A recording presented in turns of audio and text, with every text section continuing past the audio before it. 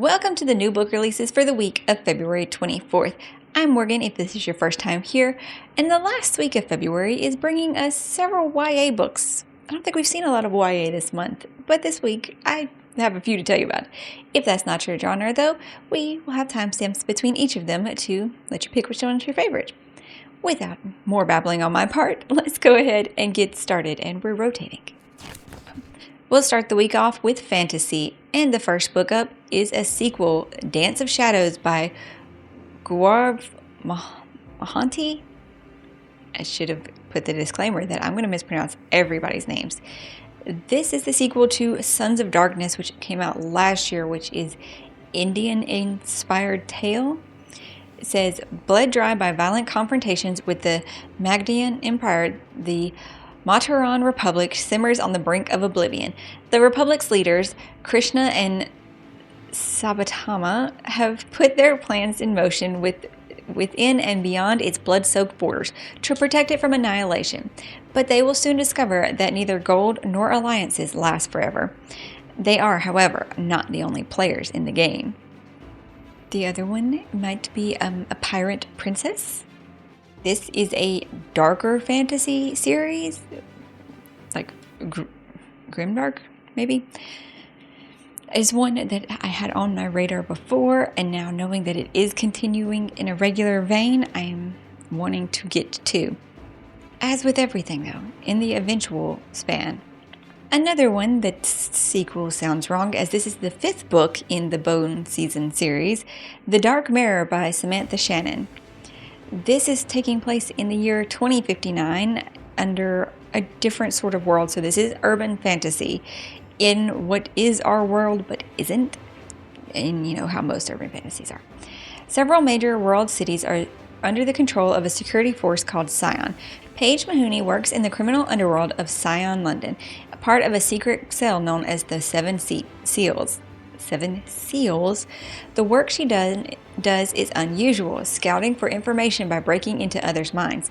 Paige is a dreamwalker, a rare kind of clairvoyant, and in this world, the voyants commit treason simply by breathing. But when Paige is captured and arrested, she encounters a power more sinister even than the Scion.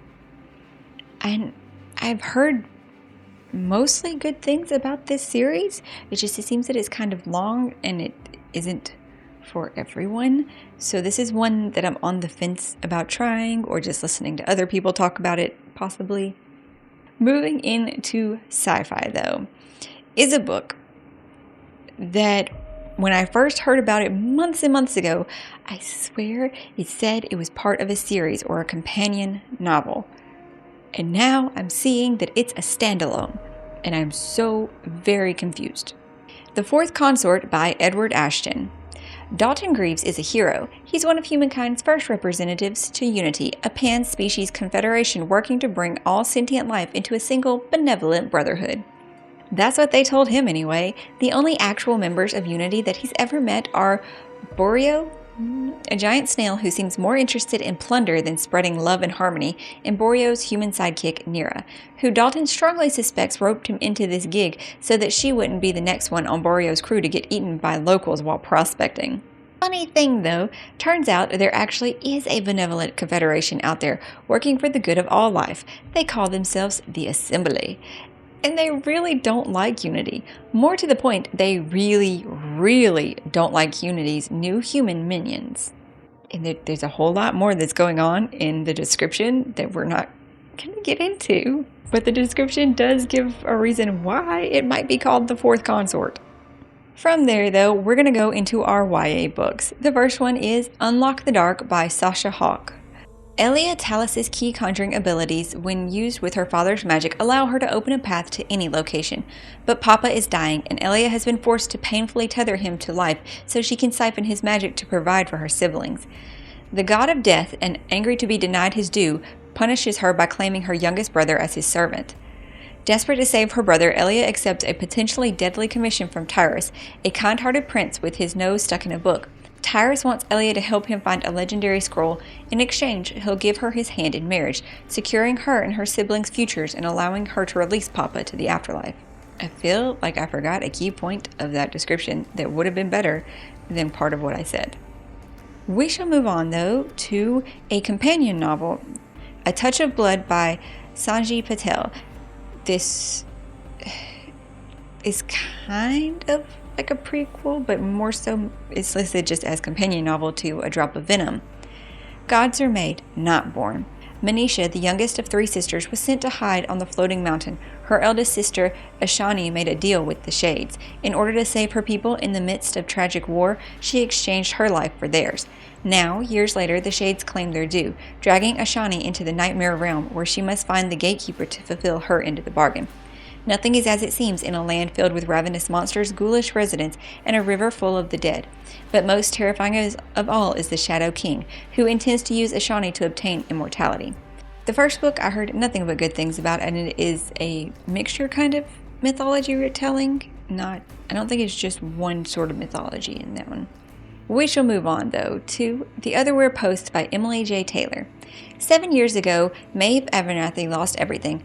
Her world, her father, even her name. Desperate to escape the stain of her father's crimes, she lives under a fake name, never staying in one place long enough to put down roots. Then she receives a mysterious letter with 4 impossible words. Your father is innocent. Was innocent. To uncover the truth, she poses as an apprentice to the Otherwhere Post, where she'll be trained in the art of scriptomancy, the dangerous magic that allows couriers to enchant letters and deliver them to other worlds. But looking into her father's past draws more attention than she'd planned. I love the cover. The description's good too, but I love the cover. Our last genre of the week is going to be thriller, starting with Famous Last Words by Gillian McAllister. It is June 21st, the longest day of the year, and new mother Camilla's life is about to change forever. After months of maternity leave, she will drop her infant daughter off at daycare for the first time and return to her job as a literary agent. Finally, but when she wakes, her husband Luke isn't there, and in his place is a cryptic note. Then it starts. Breaking news. There's a hostage situation developing in London. The police arrive and tell her Luke is involved, but he isn't a hostage. Her husband, doting father, eternal optimist, is the gunman. What she does next is crucial, because only she knows what the note he left behind that morning says. Here's hoping that one is good. I want to get to it. I'm hoping I can get to it relatively quickly. Then we have The Strange Case of Jane O. by Karen Thompson Walker. This one is more psychological suspense. A year after her child is born, Jane suffers a series of strange episodes: amnesia, premonitions, hallucinations, and an inexplicable sense of dread. 3 days after her first visit to a psychiatrist, Jane suddenly goes missing. A day later, she is found unconscious in Brooklyn's Prospect Park, in the midst of what seems to be an episode of dissociative fugue. When she comes to, she has no memory of what has happened to her. Are Jane's strange experiences the result of being overwhelmed by motherhood, or are they manifestations of a long-buried trauma from her past? Why is she having visions of a young man who died 20 years ago and who warns her of a disaster ahead? Jane's symptoms lead her psychiatrist ever deeper into the farthest reaches of her mind and cause him to question everything he thinks he knows about so-called reality, including events of his own life. I don't understand those connections at all, but okay. It is intriguing sounding enough. That's all for this week's list. If there are any other books coming out that you want to let people know about, feel free to drop them in the comments down below. Maybe you're able to find one that you want to pick up, either a continuing series or one of the standalones. If you enjoyed this video, I would appreciate hitting the like button and leaving a comment, because it'll help other people find new books through our weekly Monday videos. And if you're really enjoying these, you can check out some of my other videos and subscribe.